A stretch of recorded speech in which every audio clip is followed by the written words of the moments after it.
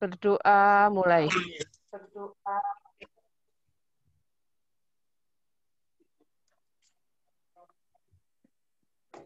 Selesai. Ya, terima kasih. Anak-anakku semua, sebelum kita mulai pembelajarannya, melanjutkan pelajaran yang kemarin. Memang seperti itu, menggema seperti itu ya? Ya, sebelum mulai pembelajaran, untuk mulai yang kemarin ya, diingatkan. Anak-anak semua sudah menerima jadwal PTS ya? Sudah? Halo, sudah? Sudah menerima jadwal PTS dari wali kelasnya masing-masing? Sudah, Bu. Oh, sudah ya. Berarti PTS-nya mulai kapan? Mungkin besok. Minggu besok. Hari Senin ya? Senin. PKN? Siapa PKN? PKN hari apa jadwalnya? Iya? Katanya sudah tahu jadwalnya. Hari Senin. Iya, hari Senin. Dipersiapkan ya. Materinya bab 1 sama bab 2 yang sampai yang kamu pelajari hari ini. Dipersiapkan baik-baik gitu ya. Terus juga Ibu ingatkan siswa yang belum mengumpulkan tugas-tugas. Jadi nilai tugas-tugasnya masih kosong. Ibu harapkan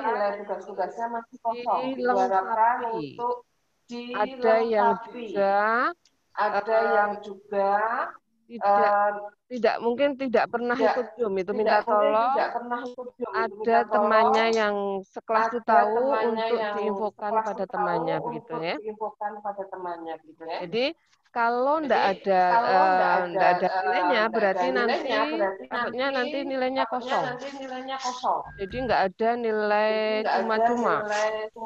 Jadi kamu jangan misalnya wah nanti saya ada nilainya, yang penting saya ikut yuk, tapi tidak mengirimkan tugas, ya berarti nggak ada nilainya.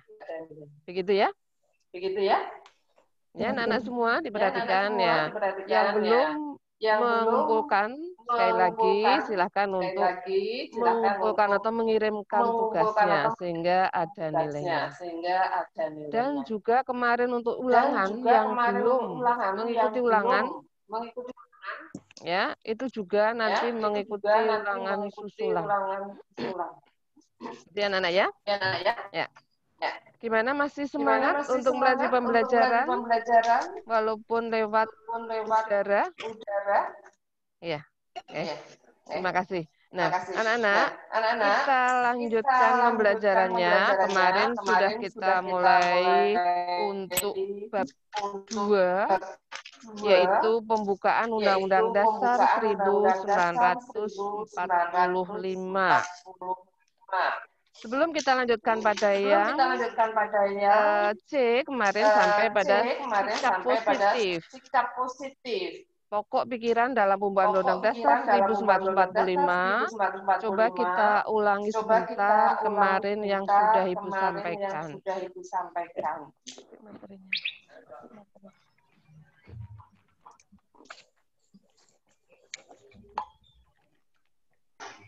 Nah, untuk makna pokok pikiran dalam pembukaan Undang-Undang Dasar tahun 1945. Dan kamu masih ingat ya? Tapi gemah.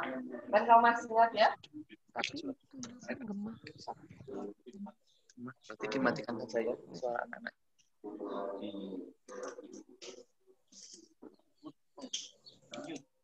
Ya. Coba, pokok pikiran, makna pokok pikiran masih ingat dalam pembukaan Undang-Undang Dasar 1945 kan ada 4 pokok pikiran, ya masih ingat ya, ada 4 pokok pikiran.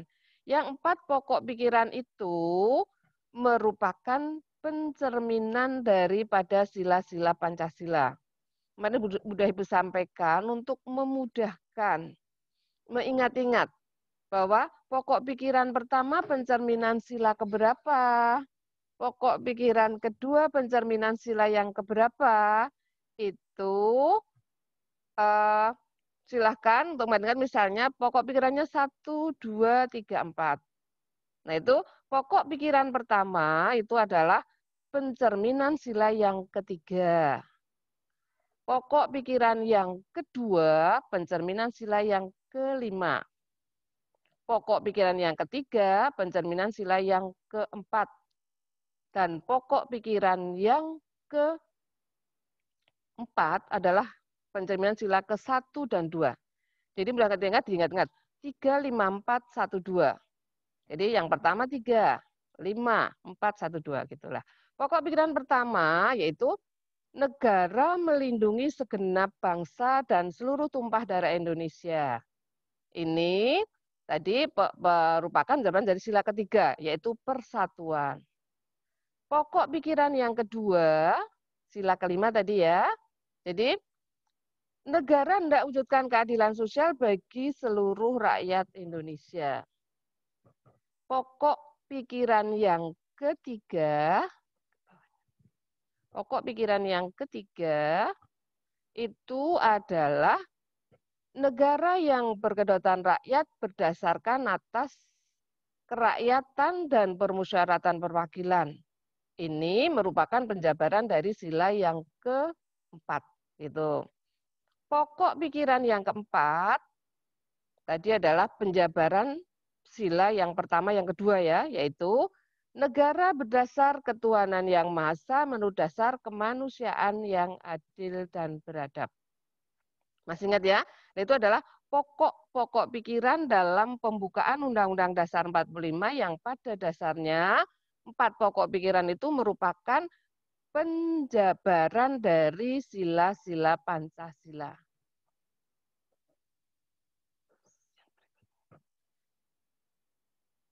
Terus berikutnya,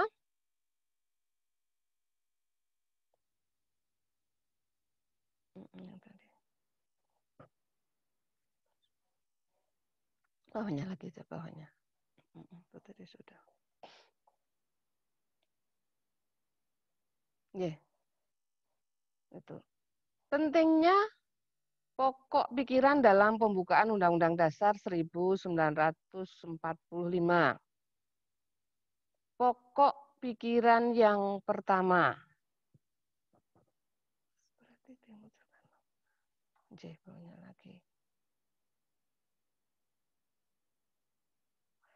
Pokok pikiran pertama tadi kan penjabaran dari sila yang ketiga. Nah, dalam sila yang ketiga ini termuat nilai dan arti penting dalam persatuan itu misalnya sebagai berikut. Menumbuhkan rasa cinta dan bangga terhadap tanah air dan bangsa. Itu. Terus juga patriotisme, persatuan dan kesatuan bangsa. Dan juga menumbuhkan rasa senasib dan sepenanggungan. Pokok pikiran yang kedua. Pokok pikiran kedua tadi adalah penjabaran dari sila yang kelima ya. Sila yang kelima kan 3, 5, 4, 1, 2. Sila yang kelima. Nah, nilai-nilai yang terkandung dalam pokok pikiran yang kedua itu adalah 1. Kemakmuran yang merata bagi semua rakyat. Terus juga kekayaan alam yang tersedia itu dimanfaatkan untuk kepentingan bersama berdasarkan potensi daerah masing-masing. Dan juga dalam pokok pikiran yang kedua ini merupakan penjabaran sila yang kelima, memberikan perlindungan bagi warga negara agar dapat bekerja sesuai bidangnya.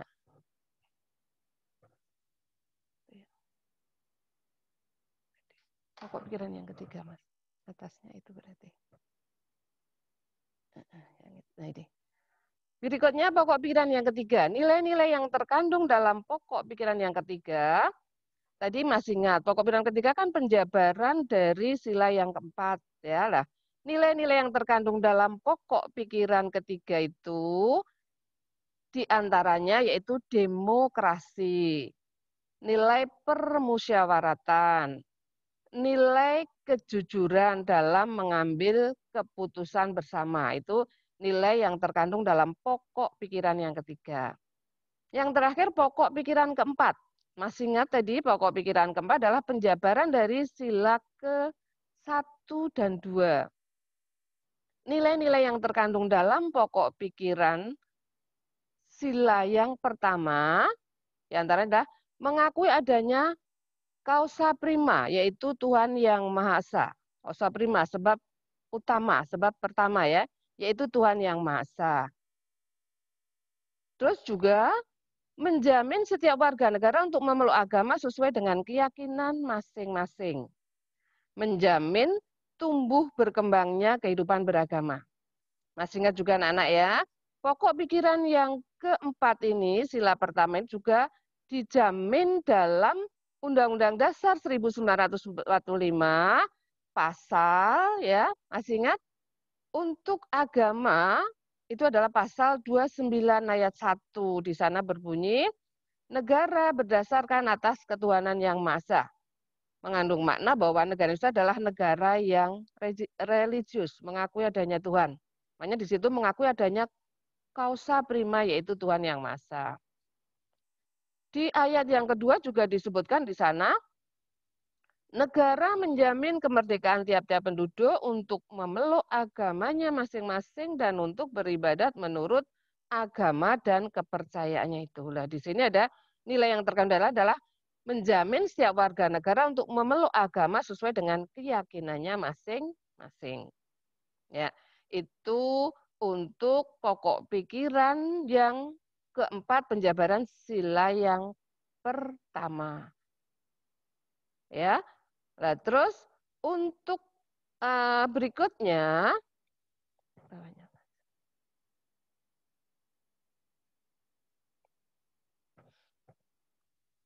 kedudukan pembukaan Undang-Undang Dasar 1945.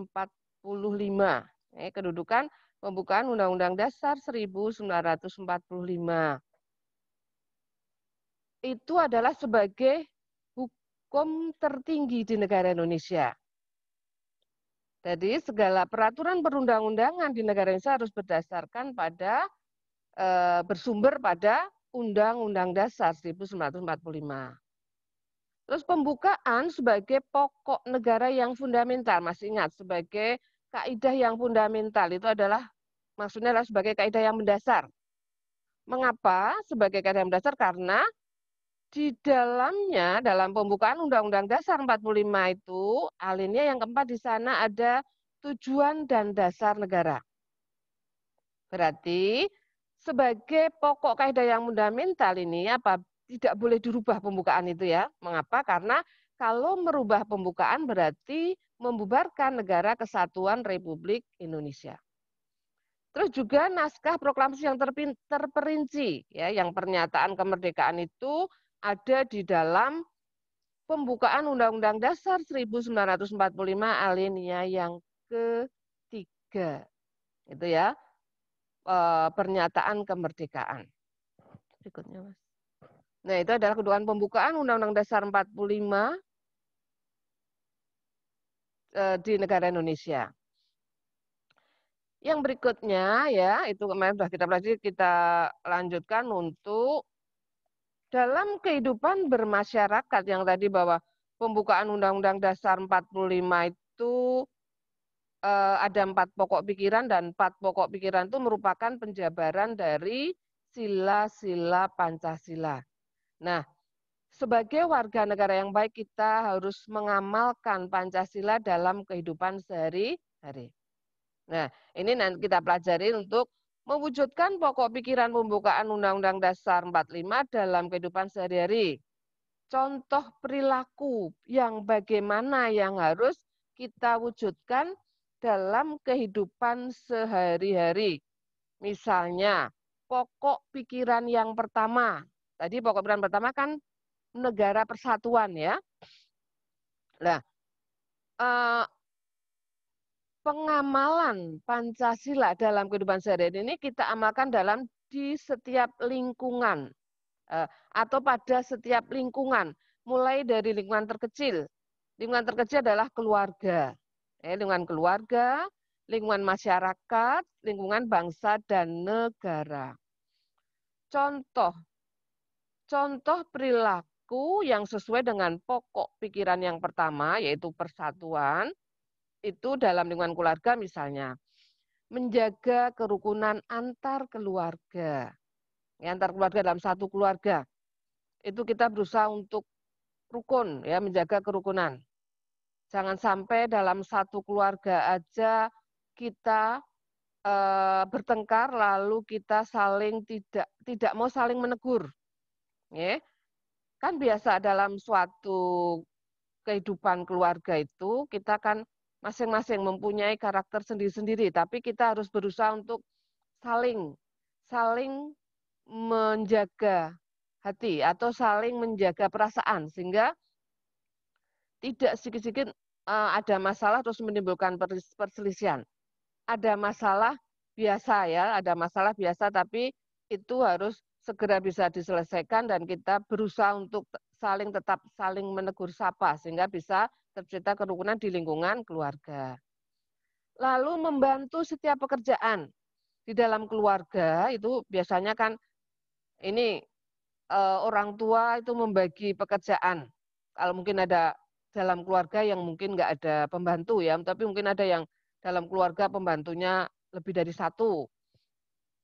Tapi yang nggak ada pembantu mungkin pekerjaan masing-masing anak, apalagi kamu sudah besar, sudah SMP itu kan sudah bisa melaksanakan pekerjaan untuk membantu orang tua ya di rumah. Jadi kalau diberi tanggung jawab pekerjaan maka silahkan untuk melaksanakan dengan tanggung jawab dan juga bisa membantu kakaknya atau adiknya. Terus juga setiap anggota keluarga menjaga kerukunan hidup, ya, menjaga kerukunan hidup antar anggota keluarga. Itu untuk perilaku sesuai dengan pokok pikiran yang pertama di lingkungan keluarga. Terus untuk berikutnya di lingkungan sekolah. Di lingkungan sekolah. Kan tadi Bu katakan kita mengamalkan dalam kehidupan sehari di segala lingkungan. Diawali dari lingkungan keluarga itu. Di lingkungan sekolah pun juga kita berusaha untuk mewujudkan persatuan. Misalnya dengan melakukan kerja kelompok. Ya. Tidak membeda-bedakan budaya, agama, serta bersikap sopan dan santun terhadap seluruh warga sekolah. Jadi kita di sekolah, ya di sekolah apabila masuk itu kita kan berasal dari keluarga yang berbeda, berasal dari daerah yang berbeda, sehingga nanti kita ketemu di sekolah mungkin juga akan menimbulkan hal yang berbeda. Nah, jangan sampai kita memilih teman dalam berteman, misalnya saya nggak mau berteman dengan teman itu karena nggak level, gitu ya, atau mungkin berbeda agama dan sebagainya nggak boleh, itu sehingga kita bisa membina persatuan. Terus contoh di lingkungan masyarakat yang lebih luas ya dalam masyarakat di desa, misalnya RT atau RW ya itu ya. Misalnya melakukan gotong royong membangun sarana prasarana desa, melakukan ronda, serta tolong-menolong antar tetangga untuk membina persatuan. Jadi dalam kehidupan masyarakat kita tidak boleh istilahnya itu misalnya membeda-bedakan kelas atau ojo dupeh ya, ojo dupeh. Oh saya dari keluarga terpandang, saya orang kaya dan sebagainya dan lingkungannya misalnya berbeda kondisinya dengan kita, terus kita tidak mau saling tegur sapa, tidak mau membantu dan sebagainya. Melakukan ronda untuk kepentingan keamanan lingkungan itu juga kewajiban bagi semua warga.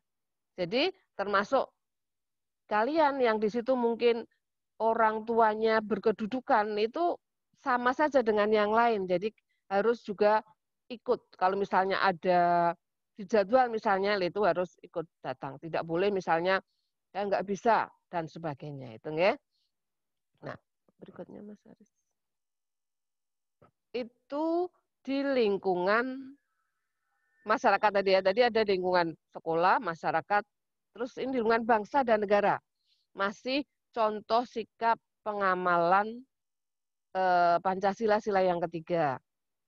Dengan cara menghormati dan menghargai budaya dari tiap-tiap daerah, menjaga ideologi Pancasila, serta melakukan usaha bela negara untuk mempertahankan keutuhan negara kesatuan Republik Indonesia. Kamu tahu semua bahwa dalam Undang-Undang Dasar 1945, ini dalam rangka melakukan usaha bela negara, pertahanan negara itu akan ada jaminannya dalam pasal 27 ayat 3, pasal 30 ayat 1 di sana disebutkan bahwa setiap warga negara berhak dan wajib ikut serta dalam usaha bela negara. Nah, itu jadi yang berhak dan wajib dalam bela negara adalah semua warga negara Indonesia dalam rangka kita untuk mempertahankan keutuhan negara Indonesia. Sudah barang tentu sesuai dengan bidangnya masing-masing, kondisi dirinya masing-masing. Contohnya bela negara, contoh wujud bela negara seorang siswa, saya masih seorang siswa, bela negara harus dilaksanakan apa misalnya? Contohnya misalnya kamu dengan bela negara itu misalnya kamu belajar dengan rajin dan tekun itu sudah termasuk bela negara. Karena apa? Kamu dengan belajar dan tekun akan menjadi siswa yang cerdas, siswa yang dengan siswa yang cerdas dan terampil itu berarti kan menjadi manusia yang berkualitas sehingga nanti bisa mengabdikan diri kepada negara itu contoh wujud bela negara. Kalau enggak misalnya di sekolah dengan kamu mengikuti disiplin, mengikuti upacara. Kalau misal masuk sekolah memelihara lingkungan, kesehatan lingkungan termasuk bela negara seorang siswa. Jadi semuanya saja berusaha untuk mengamalkan sila yang ketiga sebagai perwujudan sikap dalam kehidupan sehari-hari, penjabaran dari pokok pikiran yang pertama yaitu sila persatuan. Berikutnya, Mas. Yang berikutnya berarti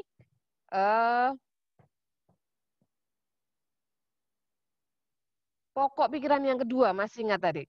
Pokok pikiran yang kedua kan penjabaran sila yang kelima, yaitu keadilan sosial bagi seluruh rakyat Indonesia. Ini juga sama, dapat diimplementasikan dalam berbagai kehidupan. Sama tadi, mulai dari lingkungan keluarga, sekolah, masyarakat, bangsa, dan negara. Nah, contoh dengan keluarga apa? Dengan cara memberikan kasih sayang yang sama antar keluarga. Ya, dengan memberikan kasih sayang yang sama antar keluarga.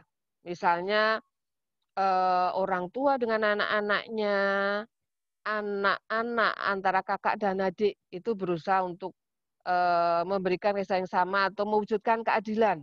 Ya, nah, perlu kamu ketahui juga bahwa untuk bisa mewujudkan keadilan yang namanya adil itu belum tentu sama besar.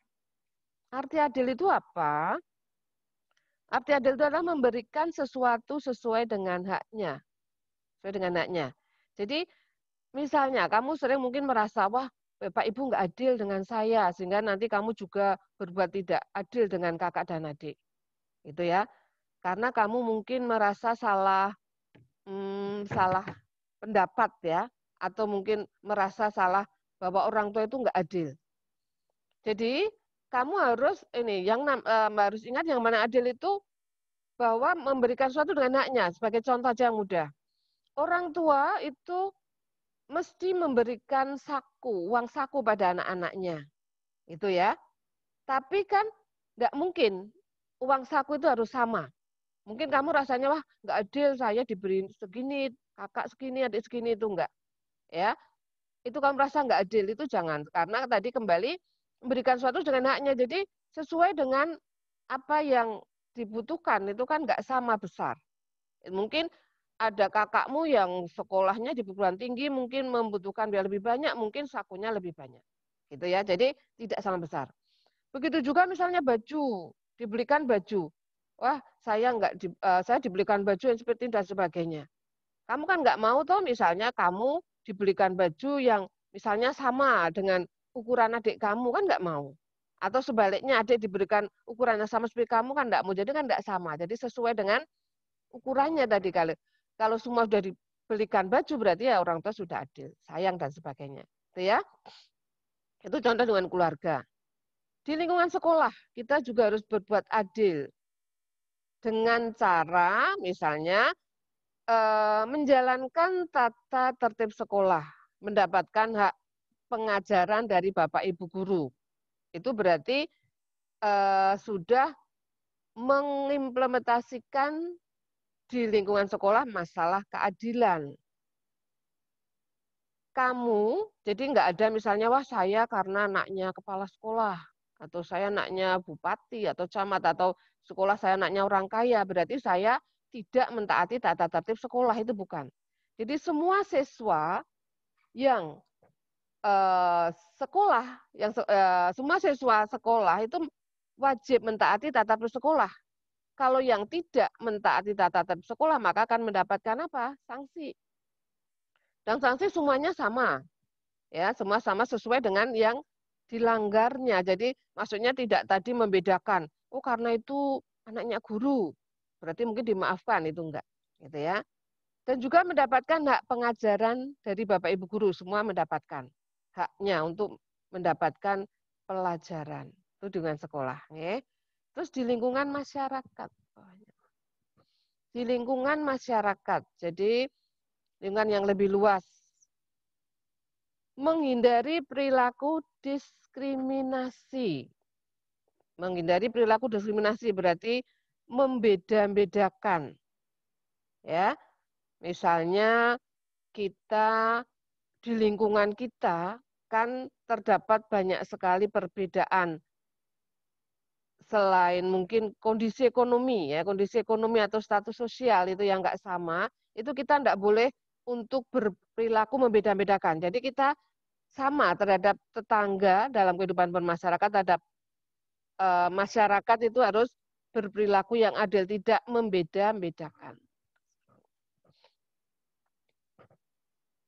Itu dalam kehidupan bermasyarakat. Lebih luas lagi dalam kehidupan berbangsa dan bernegara juga sama. Kita mewujudkan keadilan, ya, mewujudkan keadilan bagi seluruh rakyat Indonesia. Tadi Bu sampaikan bahwa yang namanya adil belum tentu sama besar, tapi sudah mendapat sesuatu dengan sesuai dengan haknya. Misalnya pemerintah dengan membangun daerah-daerah, ya, membangun daerah-daerah itu kan tidak semua dibangun waktunya sama atau mungkin tidak semua yang dibangun sama. Jadi sesuai apa yang dibutuhkan daerah tersebut. Gitu ya.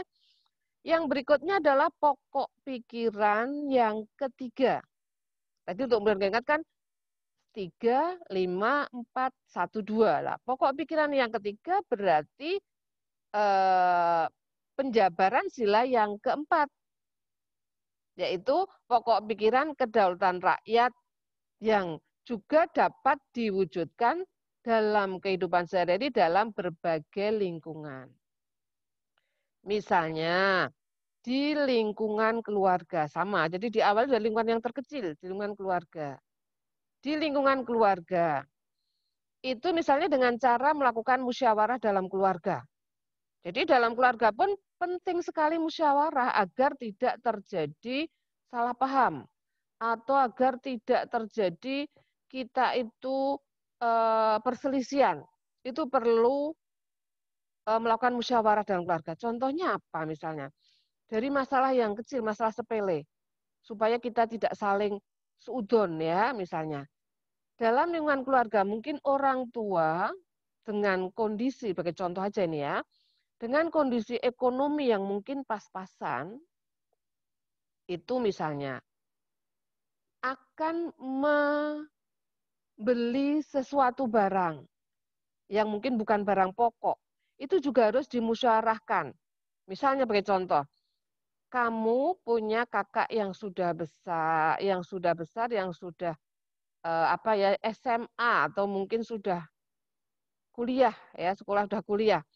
Dan itu kakak kamu memerlukan sepeda motor untuk transportasi supaya bisa cepat sampai dan sebagainya ya, untuk bisa sekolah itu. Nah, itu juga orang tua perlu musyawarah. Jadi karena kalau tidak musyawarah nanti akan ini ada perasaan dari kamu, wah itu yang sayang kakak dan sebagainya.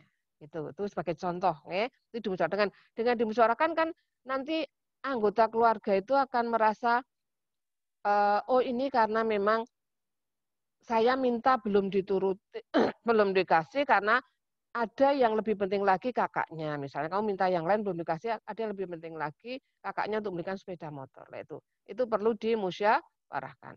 Atau mungkin yang lain supaya bisa mewujudkan apa? Keharmonisan dalam keluarga. Suatu saat misalnya akan rekreasi itu juga dimusyawarahkan. Bagaimana kalau kita untuk bisa membuang stres atau untuk bisa kita itu bisa pikirannya fresh, misalnya untuk rekreasi bersama keluar rumah itu juga dimusyawarahkan. Atau mungkin contoh-contoh yang lain ya, contoh-contoh kecil yang lain itu juga bisa bahwa di lingkungan keluarga perlu melakukan musyawarah yang itu merupakan kepentingan bersama. Lalu juga di lingkungan sekolah. Di lingkungan sekolah dengan cara diskusi kelompok, ikut berpartisipasi dalam pelaksanaan demokrasi. Itu nggih, di lingkungan sekolah. Dengan cara diskusi kelompok, misalnya dalam mengikuti pembelajaran dengan diskusi kelompok. Kalau enggak, misalnya jika di sekolah itu misalnya adanya pilketos, pemilihan ketua OSIS, itu termasuk musyawarah ya, musyawarah. Jadi melaksanakan demokrasi, musyawarah untuk mufakat. Yang itu musyawarah secara langsung. Kalau enggak misalnya di sekolah itu akan ada kelas meeting. Ya, ada kelas meeting itu juga perlu musyawarah, misalnya yang mewakili kelas untuk mengikuti lomba siapa dan sebagainya itu dimusyawarahkan. Itu. Juga misalnya untuk misalnya sekolah akan mengadakan wisata, itu juga dimusyawarahkan. Atau sekolah akan mengadakan peringatan Hari Besar Agama, juga dimusyawarahkan dan sebagainya. Itu contoh pelaksanaan musyawarah di sekolah dalam rangka tadi penjabaran pokok pikiran yang ketiga, yaitu kedaulatan rakyat. Berikutnya adalah di lingkungan masyarakat. Di lingkungan masyarakat. Dengan cara mengikuti kegiatan musyawarah. Ya, dengan masyarakat, contohnya dengan masyarakat kamu ada RT, RW, itu kan ada hal-hal yang perlu dimusyawarahkan untuk kepentingan bersama. Misalnya dalam masyarakat ada yang memimpin, misalnya berarti ada ketua RT, lah itu juga dimusyawarahkan untuk pemilihan ketua RT. Atau mungkin dalam masyarakat jalannya kok rusak, ya, supaya jalannya baik, dimusyawarahkan bagaimana untuk mendapatkan jalan yang baik, yaitu dengan gotong royong untuk membangun, tenaganya gotong royong, atau mungkin materinya, perlu materi juga gotong royong dimusyawarahkan, sehingga bisa melaksanakan kegiatan perbaikan jalan dengan dimusyawarahkan. Mengapa harus dimusyawarahkan? Karena kalau tidak dimusyawarahkan ya tadi sama di lingkungan keluarga itu, kalau tidak dimusyawarahkan akan timbul ini sudon, atau mungkin akan timbul perselisihan karena misalnya pembangunan jalan desa itu mungkin perlu dimusyawarahkan yang untuk bangun materinya dari mana. Itu mungkin perlu musyawarah. Misalnya ada iuran dari masyarakat swadaya ya, itu juga perlu dimusyawarahkan iurannya seberapa. Itu dimusyawarahkan dengan melihat kondisi masyarakat kan juga tidak sama. Sehingga bisa nanti mungkin bisa unda usuk misalnya masyarakat. Unda usuk misalnya keluarga ini bayarnya tidak sama dengan keluarga yang lain. Jadi kalau sudah dimusyawarahkan kan tidak ada rasa, loh saya kok suruh bayar banyak, itu tidak sedikit itu. Tapi dengan musyawarah itu membayar sedikit karena mungkin kondisinya keluarga ekonominya kurang itu. Atau mungkin misalnya tidak banyak selain kondisinya kurang juga tidak banyak memanfaatkan jalan itu, misalnya dibandingkan dengan yang punya mobil, ya itu kan sering memanfaatkan itu dan sebagainya itu ya. Contohnya, contoh kecil itu. Jadi segala sesuatu dalam masyarakat pun juga perlu dimusyawarahkan. Terus yang terakhir, Mas. Di lingkungan bangsa dan negara dengan cara mengikuti kegiatan secara demokrasi. Misalnya contohnya ada pilkada, ada pemilu, itu ya sebagai contoh. Terus yang terakhir itu adalah pokok pikiran yang keempat. Nah, pokok pikiran yang keempat tadi perwujudan nilai ketuhanan dengan dasar kemanusiaan yang adil dan beradab. Itu juga sama di lingkungan keluarga. Misalnya dengan cara mendapat bimbingan dari orang tua. Bimbingan apa? Yaitu untuk melaksanakan ibadah di lingkungan keluarga. Di lingkungan sekolah dengan cara tolong menolong sesama teman. Itu bahwa kita sebagai manusia, umat manusia itu adalah semuanya sama. Ya, semuanya sama, kita harus saling tolong menolong. Di lingkungan masyarakat tidak melakukan tindakan diskriminasi dan tidak melakukan kekerasan. Gitu ya, tidak melakukan diskriminasi dan tidak melakukan kekerasan. Berikutnya, Mas. Nah, di lingkungan bangsa dan negara, dengan cara menjunjung tinggi hak asasi manusia, mengembangkan sikap toleransi, dan tidak menyakiti orang lain, tidak melakukan teror, ancaman yang bisa membahayakan bangsa dan negara. Itu ya. Nah, itu tadi anak-anak untuk pokok pikiran dalam pembukaan Undang-Undang Dasar 45, contoh sikap perilaku. Contoh sikap perilaku yang harus kita laksanakan ya, sesuai dengan sila-sila Pancasila dan sesuai dengan pokok pikirannya dan juga kita amalkan dalam kehidupan sehari-hari di segala kehidupan tadi, mulai dari lingkungan keluarga, masyarakat, bangsa dan negara. Itu ya, dipelajari baik-baik di rumah karena waktunya sudah habis. Ibu akhiri, kurang lebihnya mohon maaf. Assalamualaikum warahmatullahi wabarakatuh. Untuk tugas terstruktur nanti lewat WA Ibu sampaikan. Itu ya. Nah, silakan untuk jangan kemana-mana dulu untuk menunggu tugas berikutnya untuk pelajaran jam kedua. Roman ada itu? Oh, ya.